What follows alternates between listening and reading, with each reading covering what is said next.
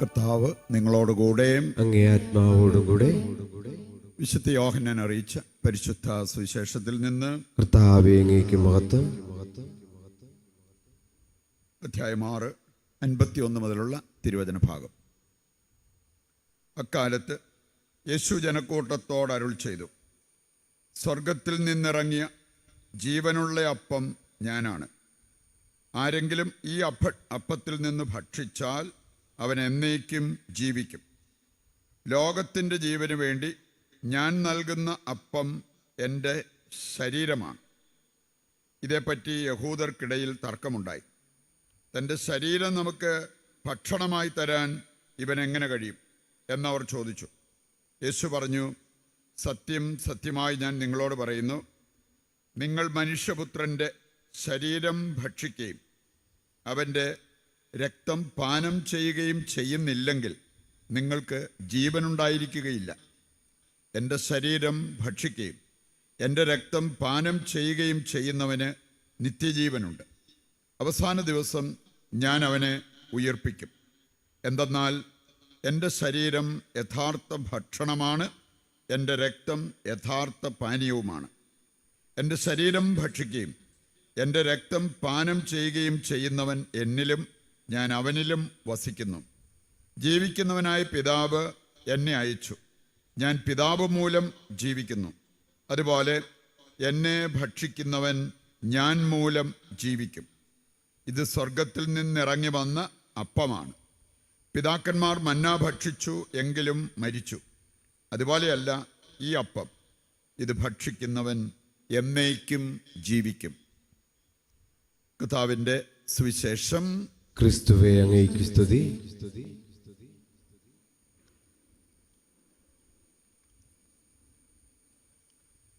ഈശോയിൽ പ്രിയപ്പെട്ടവരെ, പക്ഷേ നമ്മുടെ ഇടയിലും നമ്മൾ കണ്ടെന്ന് വരും, വയറ് വിശന്നാൽ ദേഷ്യം കയറുന്നു വരും. ഞങ്ങളുടെ തന്നെ MSF സഭയിലെ ഒരു അച്ഛൻ തന്നെ പറഞ്ഞാണ്, എനിക്ക് വിശപ്പ് തുടങ്ങിയാൽ എങ്ങനെയെങ്കിലും ഞാൻ എന്തെങ്കിലും ഭക്ഷിക്കാൻ നോക്കും. പുറത്താണേ വല്ല ഹോട്ടലിൽ കയറിയോ അല്ലെങ്കിൽ എവിടെയെങ്കിലും വീട്ടിലാണേ അവരോട് ചോദിച്ചോ ഭക്ഷിക്കും. അല്ലെങ്കിൽ പിന്നെ ഞാനല്ലാതായി മാറും. അപ്പം അങ്ങനെ വയറ് വിശന്ന് കഴിഞ്ഞെന്നാൽ മുഖഭാവം മാറും. അതുപോലെ തന്നെ ദേഷ്യമൊക്കെ കയറുന്ന വ്യക്തികളെ നമ്മൾ കണ്ടെന്ന് വരും. ഏതാണ്ട് ഇതുപോലെ ആത്മീയ തലത്തിൽ ഒരനുഭവമുണ്ടായ വ്യക്തിയാണ് വിശുദ്ധ കൊച്ചു ത്രേസ്യ. അവർക്ക് സാധാരണ കുർബാന സ്വീകരണം നടത്തുന്ന ഒരു സമയമുണ്ട്. ആ സമയമാകുമ്പോൾ ഏതെങ്കിലും കാരണത്താൽ കുർബാന സ്വീകരണം അത് ലേറ്റ് ആയാൽ ഇവർ ശ്വാസം മുട്ടി മരിച്ചു പോകാൻ തുടങ്ങും പോലത്തെ ഒരു അനുഭവം. വിശുദ്ധ കൊച്ചു ത്രേസ്യയുടെ ജീവിതം എന്ന് പറഞ്ഞാൽ ഒരു വിശുദ്ധ കുർബാനയിൽ നിന്ന് അടുത്ത വിശുദ്ധ കുർബാനയിലേക്കുള്ള യാത്ര. നമുക്ക് ചിലപ്പം ഏതെങ്കിലും ഒരു സമയത്ത് ഏറ്റവും ചുരുങ്ങിയ സമയം കൊണ്ട് കുർബാന കഴിഞ്ഞാൽ അത്രയും നല്ലത്. അങ്ങനെ ഒരു സൗകര്യം, നമ്മുടെ സൗകര്യം നോക്കി ഇവിടെ വിശുദ്ധ കൊച്ചു ത്രേസ്യയെ സംബന്ധിച്ചിടത്തോളം ജീവിതത്തിലെ ഏറ്റവും പ്രധാനപ്പെട്ട പ്രോഗ്രാം ബലിയർപ്പണം. അത് കഴിഞ്ഞിട്ടേ മറ്റെന്തെങ്കിലും ഉള്ളൂ. ഇനി അതുകൊണ്ട് തന്നെയാണ് ഇങ്ങനെ ഒരു അനുഭവം ദൈവം അവർക്ക് കൊടുത്തത്. വിശുദ്ധ ആൻ്റണി മേരി ക്ലാരറ്റ് അദ്ദേഹത്തെ കാണുമ്പോൾ മറ്റുള്ളവർ, ഒരു ബിഷപ്പായിരുന്നു, മറ്റുള്ളവർ മുട്ടുകുത്തി ബഹുമാനിക്കുമായിരുന്നു. കാരണം അദ്ദേഹത്തെ കണ്ടിരുന്നത് ഒരു മൂവിങ് സക്രാരി, മൂവിങ് ടബർനാക്കൽ, സഞ്ചരിക്കുന്ന സക്രാരി. ഇതിൻ്റെ കാരണം എന്താണെന്ന് ചോദിച്ചാൽ, അദ്ദേഹം ഒരു കുർബാന സ്വീകരണം നടത്തിയാൽ അടുത്ത കുർബാന സ്വീകരണം നടക്കുന്നിടം വരെ ഇതിനു മുമ്പ് സ്വീകരിച്ച കുർബാന അലിയാതെ അദ്ദേഹത്തിൻ്റെ വായിൽ എവിടെയെങ്കിലും ഉണ്ടാവും. അതുകൊണ്ടാണ് അടുത്ത കുർബാന സ്വീകരണത്തോടു കൂടിയാണ് അത് മാറി ഇത് സ്ഥാനം പിടിക്കും. അങ്ങനെയൊരു അനുഭവം അദ്ദേഹത്തിന് ഉണ്ടായിരുന്നത് കൊണ്ടാണ് മൂവിങ് സക്രാരി, മൂവിങ് ടബർനാക്കൽ എന്ന് വിശേഷിപ്പിച്ച് അദ്ദേഹത്തെ ഇപ്രകാരം ബഹുമാനിച്ചിരുന്നത്. ഇവരുടെയൊക്കെ സ്നേഹം, വിശുദ്ധ കുർബാനയോടുള്ള സ്നേഹം അതുപോലെ വലുതായിരുന്നു. അതുകൊണ്ടാണ് ഇങ്ങനത്തെ അസാധാരണമായ അനുഭവങ്ങൾ അവരൊക്കെ ഉണ്ടായത്, അവരുടെ ജീവിതത്തിൽ ദൈവം അനുവദിച്ചത്. നമ്മൾ കേട്ടൊരു കാര്യമാണ് ഇന്നത്തെ ആദ്യ വായനയിൽ കേട്ടത്. സുഭാഷിതങ്ങൾ 9:6. ഭോഷത്വം വെടിയുക, അറിവിൻ്റെ പാതയിൽ സഞ്ചരിക്കുക.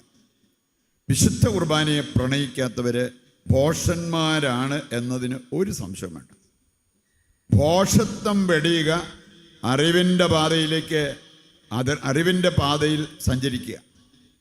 അത് ജ്ഞാനത്തിൻ്റെ പുസ്തകം 9:6 കൂടി എടുക്കുകയാണെങ്കിൽ അവിടെ പറഞ്ഞിട്ടുണ്ട്, നിനക്ക് സമൂഹത്തിൽ എത്ര വിലയുള്ള വ്യക്തിയാണെങ്കിലും ജ്ഞാനമില്ലെങ്കിൽ ദൈവത്തിൻ്റെ കണ്ണുകളിൽ നീ ഭോഷനാണ്. ജ്ഞാനമില്ലെങ്കിൽ ദൈവത്തിൻ്റെ കണ്ണുകളിൽ നീ ഒന്നുമല്ല. പറയുന്നുണ്ട്, ഈ അറിവ് സമ്പാദിച്ച് നമ്മുടെ ജീവിതത്തിൽ മുമ്പോട്ട് പോകാൻ നമ്മൾ ശ്രദ്ധിക്കണം. അറിവിൻ്റെ പാതയിൽ സഞ്ചരിക്കുക, ആ പാതയിലേക്ക് വരിക. നമ്മൾ കേട്ടു ആദ്യ വായന പറയണത്, അറിവില്ലാത്തവർ, അറിവ് കുറവുള്ളവർ എൻ്റെ അടുക്കലേക്ക് വരിക, ഞാൻ പറയുന്നത് പഠിക്കുക. കർത്താവിന് ഏറ്റവും കൂടുതൽ പഠിപ്പിക്കാനുള്ളത് വിശുദ്ധ കുർബാന എന്താണെന്നും വിശുദ്ധ കുർബാനയിലൂടെ നമ്മുടെ ജീവിതത്തിൽ സംഭവിക്കുന്നത് എന്താണ് എന്നുള്ള കാര്യമാണ്. യോഹന്നാൻ്റെ സുവിശേഷം 6-ാം അധ്യായത്തിൻ്റെ ഒരു ഭാഗമാണ് നമ്മളിന്ന് വായിച്ചു കേട്ടത്. യോഹന്നാൻ്റെ സുവിശേഷം 4-ാം അധ്യായത്തിലൂടെ കടന്നു പോകുമ്പോൾ സമറിയക്കാരി സ്ത്രീയും യേശുവും തമ്മിലുള്ള ഒരു സംഭാഷണം അവിടെ കാണാൻ പറ്റും. ഈ സംഭാഷണം സമറിയക്കാരി സ്ത്രീയെ ആയിരുന്ന അവസ്ഥയിൽ നിന്നും ആയിത്തീരേണ്ട അവസ്ഥയിലെത്തിച്ചു. പാപാവസ്ഥയിൽ നിന്ന് ഒരു വിശുദ്ധയുടെ ആ ജീവിതാവസ്ഥയിലേക്ക് അവളെ ഉയർത്തി.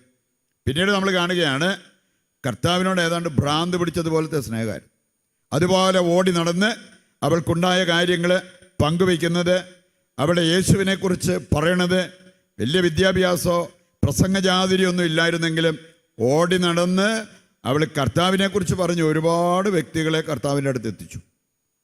അതാണ് സമറിയക്കാരി സ്ത്രീയുടെ ജീവിതത്തിലേക്ക് നമ്മൾ നോക്കുമ്പോൾ നമ്മൾ കാണുക. അവിടെ കർത്താവ് പഠിപ്പിച്ച ഒരു കാര്യമുണ്ട്, കുടിവെള്ളത്തേക്കാൾ ദൈവമക്കൾക്ക് പ്രധാനപ്പെട്ടതാണ് ജീവജലം. ബക്കാതെ ഇതൊന്നും മനസ്സിലായില്ല. നീ എനിക്കൊരു ഗ്ലാസ് വെള്ളം തന്നിരുന്നെങ്കിൽ നിനക്ക് ഞാൻ ജീവജലം തന്നേനെ എന്നൊക്കെ പറഞ്ഞപ്പോൾ അവൾക്ക് കാര്യങ്ങളൊന്നും പിടികിട്ടിയില്ല. പക്ഷെ പിന്നീട് അവളുടെ മനസ്സ്, അവളുടെ ഹൃദയം കർത്താവ് തുറന്ന് അവളെ പഠിപ്പിക്കേണ്ടത് പഠിപ്പിച്ചു. അതിനുശേഷം പിന്നെ അവൾക്ക് കുടിവെള്ളം ഇല്ലെങ്കിലും കുഴപ്പമില്ല, ജീവജലം വേണം. ഇന്നെത്ര പേര്, നമ്മളിൽ എത്ര പേര് ഈ ഒരു ചിന്താഗതിയിൽ നമ്മൾ ജീവിക്കുന്നുണ്ട്? നമുക്ക് കുടിവെള്ളമല്ല, ദാഹിച്ച് വലഞ്ഞ് നമ്മൾ പോയെന്ന് പറഞ്ഞാലും അതിനേക്കാൾ രൂക്ഷമായിട്ടുള്ളൊരു കാര്യമാണ് ജീവജലമില്ലാത്ത അവസ്ഥയിൽ നമ്മൾ ജീവിക്കുന്നത്. ഈ ഒരു തിരിച്ചറിവ് നമുക്കുണ്ടായി കഴിഞ്ഞാൽ നമുക്ക് ശരീരത്തിനുള്ള ഭക്ഷണത്തെക്കാളും ശരീരത്തിന് കൊടുക്കുന്ന കുടിവെള്ളത്തെക്കാളും നമ്മുടെ ആത്മാവിൻ്റെ കാര്യത്തിൽ നമ്മൾ ശ്രദ്ധാലുക്കളാവും. ശരിക്കും ആത്മീയ ഭോജ്യം ആരംഭിക്കാൻ ഒരിക്കൽ വിശുദ്ധ ജോസഫ് കൊട്ടലങ്കോ അദ്ദേഹത്തിൻ്റെ ജീവിതവുമായി ബന്ധപ്പെടുത്തിയ ഒരു കാര്യം വായിച്ച് വന്നപ്പോഴാണ്. അദ്ദേഹം ഒരിക്കലൊരു കുർബാന കൊടുക്കാൻ പോയ ഒരു സ്ത്രീക്ക്, അപ്പോൾ അവർക്ക് മനസ്സിലായി ഈ സ്ത്രീക്ക് വീടൊന്നുമില്ല. അങ്ങനത്തെ ഒരവസ്ഥ കണ്ട് ഈ ജോസഫ് കൊട്ടലങ്കോ അദ്ദേഹം ഒരു വീട് വാടകയ്ക്കെടുത്തു, എന്നിട്ട് ഈ സ്ത്രീക്ക് കൊടുത്തു. പിന്നീട് ഇങ്ങനെ ഒരു കാര്യം ചെയ്തു കഴിഞ്ഞപ്പോൾ ഒരുപാട് വ്യക്തികൾ ഇത് മനസ്സിലാക്കിക്കൊണ്ട് സഹായിക്കാൻ മുമ്പോട്ട് വന്നു. അങ്ങനെ അതൊരാതുരാലയമായി മാറി. അവിടെ പിന്നെ കൂടുതൽ പണിത് കൂടുതൽ ആളുകളെ പാർപ്പിച്ച് 9,000 പേർക്കൊക്കെ ദിവസേന ഭക്ഷണം കൊടുക്കുന്ന, പാർപ്പിടം കൊടുക്കുന്ന ഒരവസ്ഥയിലേക്ക് അത് ഉയർത്തപ്പെട്ടു. അപ്പം അതുകൊണ്ടാണ് ഞാൻ എൻ്റെ മനസ്സിൽ കൂടെ പോയത്, ഒരു 10,000 പേർക്കെങ്കിലും ദിവസേന ആത്മീയ ഭോജ്യം, ആത്മീയ ഭക്ഷണം ശരീരത്തിൻ്റെ ഭക്ഷണത്തെക്കാൾ എന്തുമാത്രം വിലപ്പെട്ടതാണ്. അത് ഈ യോഹന്നാൻ്റെ സുവിശേഷം 4-ാം അധ്യായവും 6-ാം അധ്യായവും അടിവരയിട്ട് നമ്മളെ പഠിപ്പിക്കുന്ന ഒരു കാര്യമാണ്. പ്രിയപ്പെട്ടവരെ, നമ്മുടെ ശരീരത്തിന് ഭക്ഷണം കൊടുക്കാം, ഒരു കുഴപ്പമില്ല, നിങ്ങൾ നന്നായിട്ട് ഭക്ഷണമൊക്കെ കഴിച്ചു. പക്ഷേ ആത്മാവിൻ്റെ കാര്യം വിസ്മരിക്കരുത്. ആത്മാവിന് നമ്മൾ ഭക്ഷണം കൊടുക്കുന്ന കാര്യം അത് പ്രധാനപ്പെട്ട ഒരു കാര്യമാണ് എന്നുള്ളത് ഈ 2 അധ്യായങ്ങൾ നമ്മളെ ഓർമ്മിപ്പിക്കുന്ന ഒരു കാര്യമാണ്. ലോകത്തിന് തരാൻ പറ്റാത്ത, ശരീരത്തിന് കൊടുക്കുന്ന ഭക്ഷണത്തിന് തരാൻ പറ്റാത്ത ചില കാര്യങ്ങൾ ഈ ആത്മീയ ഭക്ഷണത്തിന് തരാൻ പറ്റും. യോഹന്നാൻ്റെ സുവിശേഷം 6-ാം അധ്യായം നമ്മളെ പഠിപ്പിക്കുന്ന അതാണ്. വിശുദ്ധ കുർബാനയുടെ സൽഫലമായിട്ട് നമ്മുടെ ജീവിതത്തിൽ ഉണ്ടാകാവുന്ന കാര്യം, 1, ജീവൻ, നിത്യജീവൻ. ഇത് ജീവൻ നമുക്ക് പകരുന്ന, ഈ അപ്പം ഭക്ഷിക്കുന്നവർ നിത്യം ജീവിക്കും എന്നുള്ളത് കർത്താവിൻ്റെ വചനം നമ്മെ പഠിപ്പിക്കുന്നു. നമ്മളിപ്പോൾ വായിച്ചു കേട്ടതാണ്. ജീവൻ, നിത്യജീവൻ, അത് നമുക്ക് തരുന്നത് ഈ അപ്പമാണ് എന്നുള്ളത് നാം തിരിച്ചറിയണം. രണ്ടാമതൊരു കാര്യം നമ്മൾ കേട്ടു, നിങ്ങൾ എന്നിൽ വസിക്കും, ഞാൻ നിങ്ങളിലും വസിക്കും. ഈ ദൈവത്തിൽ വസിക്കാൻ നമ്മെ സഹായിക്കുന്ന ഏറ്റവും പ്രധാനപ്പെട്ട ഒരു കാര്യമാണ് ദിവ്യകാരുണ്യം. നമുക്കറിയാമല്ലോ, പല വിശുദ്ധരും ഒരുപോലെ പറഞ്ഞിരിക്കുന്ന ഒരു കാര്യമാണ്, ഉരുകിയ മെഴുകിലേക്ക് ഉരുകിയ മെഴുകൊഴിക്കുമ്പോൾ അതൊന്നായിത്തീരും എന്ന് പറഞ്ഞ പോലെ കർത്താവിൻ്റെ ശരീര രക്തങ്ങൾ നമ്മൾ ഭക്ഷിച്ച് പാനം ചെയ്യുമ്പോൾ വിശ്വാസവും വിശുദ്ധിയും യോഗ്യതയൊക്കെ ഉണ്ടെങ്കിൽ നമ്മൾ ദൈവവുമായിട്ട് ഒന്നായിത്തീരുന്നു. എൻ്റെ ശരീരത്തിലും എൻ്റെ രക്തത്തിലും കർത്താവിൻ്റെ ശരീരവും രക്തവും അലിഞ്ഞു ചേരുന്നു. നിസ്സാര കാര്യമാണോ? അതിന് ഇങ്ങനെ ഒരു കാര്യം സംഭവിച്ചാൽ ഉണ്ടാകാവുന്ന ഒരു ഗുണത്തെക്കുറിച്ച് അതാണ് മൂന്നാമതായിട്ട് നമ്മൾ മനസ്സിലാക്കിയിരിക്കേണ്ടത്. 1 കൊറിന്തോസ് 11-ാം അധ്യായം 30-ാമത്തെ വചനം നമ്മെ പഠിപ്പിക്കുന്നുണ്ട്. ശരീരത്തിന് സൗഖ്യം, മനസ്സിന് ബലം, ആത്മാവിന് ജീവൻ, ഇത് മൂന്നും പകരുന്നതാണ് ദിവ്യകാരുണ്യം എന്നുള്ളത് ഈ വചനഭാഗം നമ്മെ കൃത്യമായിട്ട് പഠിപ്പിക്കുന്ന കാര്യമാണ്. ശരീരത്തിന് മാത്രം ഒരു സൗഖ്യം കിട്ടാൻ നമ്മൾ എന്തോരം കഷ്ടപ്പെടും. അത് ഒരു മേജർ ഓപ്പറേഷൻ വേണമെന്ന് പറഞ്ഞാൽ അതിനും പോവും. ലക്ഷങ്ങൾ മുടക്കണമെന്ന് പറഞ്ഞാൽ അതിനും റെഡിയാവും. ശരീരത്തിനൊരു സൗഖ്യം കിട്ടാൻ വേണ്ടി മാത്രം. എന്നിട്ട് ഈ ബലിക്ക്, ദിവ്യകാരുണ്യത്തിന് നമ്മൾ എന്തുമാത്രം വില കൊടുക്കുന്നുണ്ട്, ഇതിനെ എത്രമാത്രം നമ്മൾ വിലമതിക്കുന്നുണ്ട്. ഇത് ശരീരത്തിന് മാത്രമല്ല, മനസ്സിന് ബലം, ആത്മാവിന് ജീവൻ, ശരീരത്തിന് സൗഖ്യം, ഇതെല്ലാം നൽകാൻ ശക്തിയുള്ളതാണ് ദിവ്യകാരുണ്യം എന്നുള്ളത്. ദൈവത്തിൻ്റെ വചനം നമ്മെ പഠിപ്പിക്കുന്ന കാര്യമാണ്. വചനത്തിൽ പതിരൊന്നുമില്ല. വചനം പറഞ്ഞിരിക്കുന്നത് സത്യമാണ്, അത് നിറവേറുകയും ചെയ്യും. ആ വിശ്വാസത്തോടെ ഇന്ന് ദിവ്യകാരുണ്യം സ്വീകരിച്ച് സൗഖ്യം പ്രാപിക്കുന്ന പലരെയും ഞാൻ കണ്ടിട്ടുണ്ട്. അന്ത്യോക്യയിലെ വിശുദ്ധ ഇഗ്നേഷ്യസ്, അദ്ദേഹം വിശുദ്ധ കുർബാനയെക്കുറിച്ച് പഠിപ്പിച്ചൊരു കാര്യം വളരെ ശ്രദ്ധേയമാണ്. അദ്ദേഹം പറഞ്ഞത്, എനിക്ക് ശാശ്വത സ്നേഹവും സ്വർഗ സൗഭാഗ്യവും നിത്യജീവനും നൽകുന്ന ദിവ്യകാരുണ്യത്തിന് വേണ്ടി ഞാൻ കൊതിക്കുന്നു. കൊതി, ഒക്കെ ഭക്ഷണത്തോടൊക്കെ കൊതിയുണ്ടെങ്കിൽ നമ്മുടെ മനസ്സ് പോകുന്നത് ഭക്ഷണം കാണുമ്പോൾ, അല്ലെ നമ്മൾ ഭക്ഷണം കഴിക്കുന്നത് എങ്ങനെയാണെന്ന് നമുക്ക് മനസ്സിലാക്കാൻ പറ്റും. ഇവിടെ ദിവ്യകാരുണ്യത്തോട് കൊതി, ഇങ്ങനെയുള്ള കാര്യങ്ങളിലേക്കൊക്കെ നമ്മുടെ മനസ്സിനെ ഉയർത്താൻ പറ്റും എന്നുള്ളതാണ് നമ്മളിവിടെ മനസ്സിലാക്കിയിരിക്കേണ്ടത്. ഈ വിശുദ്ധൻ അത് പഠിച്ചത് കൊണ്ടാണ്, അങ്ങനെ ഒരു അനുഭവം ഉണ്ടായത് കൊണ്ടാണ് അദ്ദേഹം വിളിച്ചു പറഞ്ഞത്, എനിക്ക് ഏറ്റവും ആവശ്യമായിട്ടുള്ളത് ദിവ്യകാരുണ്യം. കാരണം ലോകത്തിന് തരാൻ പറ്റാത്ത ശാശ്വത സ്നേഹം ദിവ്യകാരുണ്യത്തിന് എനിക്ക് തരാൻ പറ്റും. മെഡിക്കൽ സയൻസിന് എന്നെ സുഖപ്പെടുത്താൻ പറ്റുന്നില്ലെങ്കിലും എൻ്റെ കർത്താവിന് ദിവ്യകാരുണ്യത്തിലൂടെ എന്നെ സുഖപ്പെടുത്താൻ സാധിക്കും. അങ്ങനെയൊക്കെ വിശ്വസിച്ച് ജീവിതത്തിൽ മുമ്പോട്ട് പോയ എത്രയോ പേരെക്കുറിച്ച് നമുക്ക് കാണാൻ പറ്റും. അതുകൊണ്ട് പ്രിയപ്പെട്ടവരെ, ഈ ഒരു ബോധ്യത്തിലേക്ക് നമ്മൾ എത്തുക എന്നുള്ളതാണ് നമുക്ക് ഏറ്റവും പ്രധാനപ്പെട്ട ഒരു കാര്യം. വിശുദ്ധ തോമസ് അക്വിനാസ്, അദ്ദേഹം പറഞ്ഞൊരു കാര്യമുണ്ട്.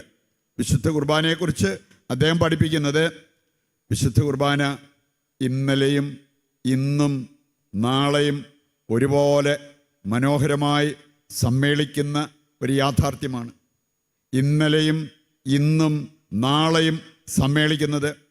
ഇന്നലെ എന്ന് പറഞ്ഞാൽ കർത്താവിൻ്റെ കാൽവരിമല യാഗം, അതിലേക്ക് വിരൽ ചൂണ്ടാതെ വിശുദ്ധ കുർബാനയെക്കുറിച്ച് ആർക്കും പറയാൻ പറ്റില്ല. ഇന്ന് നമുക്ക് ആവശ്യമായിട്ടുള്ളത് ദൈവത്തിൻ്റെ കൃപ. 1 രാജാക്കന്മാർ 19:14 വായിച്ചാൽ അവിടെ നമ്മൾ കാണുന്നുണ്ട്, ഈ ദൈവം ഒരുക്കിയ അപ്പവും ദൈവം കൊടുത്ത വെള്ളവും കുടിച്ച ഒരു മനുഷ്യൻ, ഏലിയാ പ്രവാചകൻ, അവൻ തീഷ്ണത കൊണ്ട് ജ്വലിച്ചു. എന്നോട് ദൈവം തന്നെ, ദൈവദൂതൻ പറഞ്ഞൊരു കാര്യം, എഴുന്നേറ്റ് ഇത് ഭക്ഷിക്കേ, ഇത് കുടിക്കേ, നിനക്കിത് വേണം, അല്ലെങ്കിൽ യാത്ര ദുഷ്കരമായിരിക്കും, നിന്റെ യാത്രയിൽ നീ തളരാതിരിക്കാൻ നിനക്കിത് വേണം. നമ്മുടെയൊക്കെ തളർച്ചയുടെ കാരണം, നമുക്ക് വേണേ പ്രാർത്ഥിക്കുന്ന കാര്യം ചിന്തിക്കുമ്പോഴേ ക്ഷീണമാണ്, പ്രാർത്ഥിക്കാനിരുന്നാൽ ഉടനെ ഉറക്കമാണ്, അല്ലെങ്കിൽ പല വിചാരം, എന്തെല്ലാം പ്രശ്നങ്ങളാണ് ഇന്ന് ഓരോരുത്തരും നേരിടുന്നത്. എൻ്റെ പ്രിയപ്പെട്ടവരെ, ഈ അപ്പം വിശ്വാസത്തോടെ ഭക്ഷിച്ച് ഈ രക്തം വിശ്വാസത്തോടെ പാനം ചെയ്താൽ നമുക്ക് ജീവനുണ്ടാവും, നിത്യജീവനുണ്ടാകും എന്നുള്ളത് കർത്താവ് തന്നെ നമ്മളെ പഠിപ്പിച്ചിരിക്കുന്ന കാര്യമാണ്. ദൈവത്തിൽ വസിക്കുന്നവർ പ്രാർത്ഥിക്കാനിരുന്നാൽ അവരുടെ ഹൃദയം ജ്വലിക്കും. ആദിമ ക്രൈസ്തവ സമൂഹം പ്രാർത്ഥിച്ചപ്പോൾ ഉണ്ടായത്, നമ്മൾ ആരുടെയെങ്കിലും വീട്ടിൽ സന്ധ്യാപ്രാർത്ഥനയുടെ സമയത്ത് നടക്കാറുണ്ടോ? 4-ാം അധ്യായം അപ്പസ്തോല പ്രവർത്തനം 4:31 വായിച്ചാൽ, അവരിരുന്ന സ്ഥലം കുലുങ്ങി. എപ്പോഴാണ്? പ്രാർത്ഥിച്ചപ്പോൾ. കാരണം അവരുടെ ഹൃദയത്തിന് അതുപോലെ ആ പ്രാർത്ഥനയിൽ ഒരു തുടിപ്പുണ്ടായിരുന്നു. അങ്ങനെ നമ്മൾ പ്രാർത്ഥിക്കാൻ തുടങ്ങണമെങ്കിൽ ഈ ദിവ്യകാരുണ്യം വിശ്വാസത്തോടെ നമ്മൾ ഭക്ഷിച്ച് പാനം ചെയ്യണം. ഇന്ന് നമുക്ക് വേണ്ട കൃപ വിശുദ്ധ കുർബാനയിലൂടെയാണ് നമുക്ക് ലഭിക്കുന്നത്. പോളാറാമൻ മാർപ്പാപ്പ അദ്ദേഹം സൂചിപ്പിച്ചൊരു കാര്യമുണ്ട്. അദ്ദേഹം 2 കാര്യങ്ങൾ വിശുദ്ധ കുർബാനയെക്കുറിച്ച് പഠിപ്പിക്കുന്നുണ്ട്. ഒന്ന്, ആരാധനകളുടെ ആരാധനയാണ് വിശുദ്ധ കുർബാന. ഇതിനേക്കാൾ വലിയൊരു ആരാധന നടത്താൻ നമുക്കില്ല. ഇന്ന് വല്ല അനുഗ്രഹം കിട്ടുന്ന നൊവേനയാന്ന് പറഞ്ഞാൽ അതിലേക്കെല്ലാം ഓടാനും എത്ര ദൂരെ പോയി അതിൽ പങ്കെടുക്കാനും തയ്യാറായെന്ന് വരും. തൊട്ടടുത്ത് പള്ളിയിൽ വിശുദ്ധ കുർബാന നടക്കുമ്പം അതിൽ പങ്കെടുത്ത് ദിവ്യകാരുണ്യം യോഗ്യതയോടെ സ്വീകരിച്ച് ഈ അനുഗ്രഹം പ്രാപിക്കാൻ ശ്രദ്ധിക്കാതെ പോകുന്ന വ്യക്തികളുണ്ട്. ആരാധനകളുടെ ആരാധനയാണ് വിശുദ്ധ കുർബാനയെന്ന് ഈ വിശുദ്ധൻ പഠിപ്പിച്ചിരിക്കുന്ന ഒരു കാര്യമാണ്. മറ്റൊരു കാര്യം കൂടി അദ്ദേഹം പറഞ്ഞിട്ടുണ്ട്. ഒരു ഇടവകയുടെ നെഞ്ചിടിപ്പെന്ന് പറയുന്നത് വിശുദ്ധ ബലിയർപ്പണമാണ്. നെഞ്ചിടിപ്പ്. ബ്രെയിൻ ഡെഡായാലും നമ്മളൊരാളെ കൊണ്ട് കുഴിച്ചിടാറില്ല. പക്ഷേ ഹൃദയം സ്റ്റോപ്പായി കഴിഞ്ഞപ്പോൾ ആൾ മരിച്ചു. അപ്പം അങ്ങനെ ഒരു മരണം, ആത്മീയ മരണം സംഭവിക്കാതിരിക്കണമെങ്കിൽ നമുക്ക് വളരെ ആവശ്യമായിട്ടുള്ളതാണ് വിശുദ്ധ ബലിയർപ്പണവും ദിവ്യകാരുണ്യ സ്വീകരണവും. നാളുകളായിട്ട് നിങ്ങളുടെ വീട്ടിൽ പള്ളി പോകാത്തവരോ കുർബാന സ്വീകരണം നടത്താത്തവരോ ഉണ്ടെങ്കിൽ അവരിങ്ങനെ ഏതാണ്ട് മരിച്ച അവസ്ഥയിൽ ജീവിക്കുന്നതിനകത്ത് ഒന്നും അതിശയിക്കാനൊന്നുമില്ല. അവർക്ക് പ്രാർത്ഥനയോട് താല്പര്യമില്ലാത്തത് നിങ്ങൾ പ്രാർത്ഥിക്കുമ്പോൾ നിങ്ങളെ എതിർക്കുന്നതിന് അതിശയിക്കാനൊന്നുമില്ല. കാരണം നെഞ്ചിടിപ്പ് നിന്നുപോയവരാണ്. ആത്മീയ തലത്തിൽ നെഞ്ചിടിപ്പ് നിന്നുപോയവരാണ് ബലിയർപ്പിക്കാത്തവരും ദിവ്യകാരുണ്യ സ്വീകരണം നടത്താതിരിക്കുന്നവരും. അതാണ് ഈ വിശുദ്ധൻ നമ്മെ പഠിപ്പിച്ചിരിക്കുന്നത്.